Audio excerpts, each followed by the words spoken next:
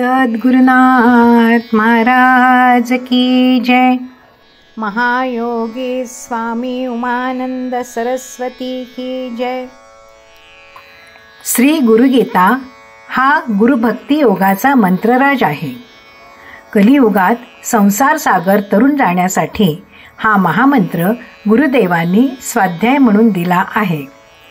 श्री गुरुगीतेतील संस्कृत श्लोकांचा अर्थ महायोगी स्वामी उमानंद सरस्वती यांच्या श्री गुरुगीतार्थेश्वरी या विवेचनाच्या आधारे आपण जाणून घेत आहोत. आजचा श्लोक आहे 139. आसनविधी. कुशैर्वा दुर्वया देवी आसने शुभ्रकंबले उपविश्य ततो देवी जपेदेकाग्रमानसः. हे देवी, श्री गुरुगीतेचा स्वाध्याय कुश वा दुर्वासनावर किंवा शुभ्र कांबळ, घोंगडी वा धाबळीच्या आसनावर बसून एकाग्र मनाने करावा. आसनाचा विधी हाही श्लोक सांगत आहे. प्रत्येकाला सोयीचे व परवडणारे आसन प्राप्त व्हावे या उद्देशाने विविध प्रकारची आसने त्या त्या मनोवृत्तीनुसार उद्देशाला धरून सांगण्यात येत आहेत.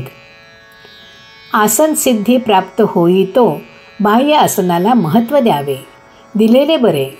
पण आसन हे साधन, साध्य नव्हे. कशावर, कोठे, केव्हा व किती वेळ बसायचे याचे स्तोम अवडंबर माजवू नये. आसन तसे मिळाले नाही तर जप होत नाही असे नाही.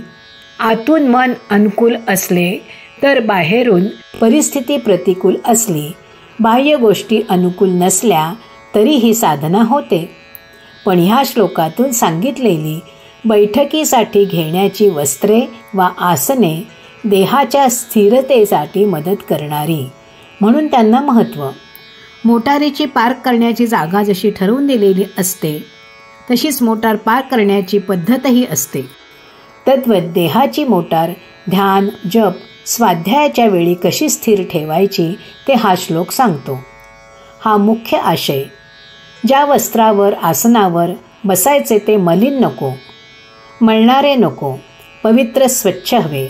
बोचणारे नको, जास्त आराम देणारे पण नको, उंच नको, सखल नको, पण सुखासन ठरावे. मनाला देहाकडे, त्याच्या गैरसोयींकडे लक्ष देण्याची जरुरी पडू नये म्हणून एवढी काळजी घेण्यास सांगत आहेत. बाह्य आसन सोयीचे घेतल्यावर त्यावर बैठक घेऊन मग मनाची एकाग्रता करावी. मन चंचल, अस्वस्थ असेल, स्थिर नसेल तर बाह्य आसनाचा काही उपयोग नाही. म्हणून पुढील श्लोकात मनाची एकाग्रता साध्य होण्यास सहाय्य देणारी आसने सांगण्यात येतील. सद्गुरुनाथ महाराज की जय.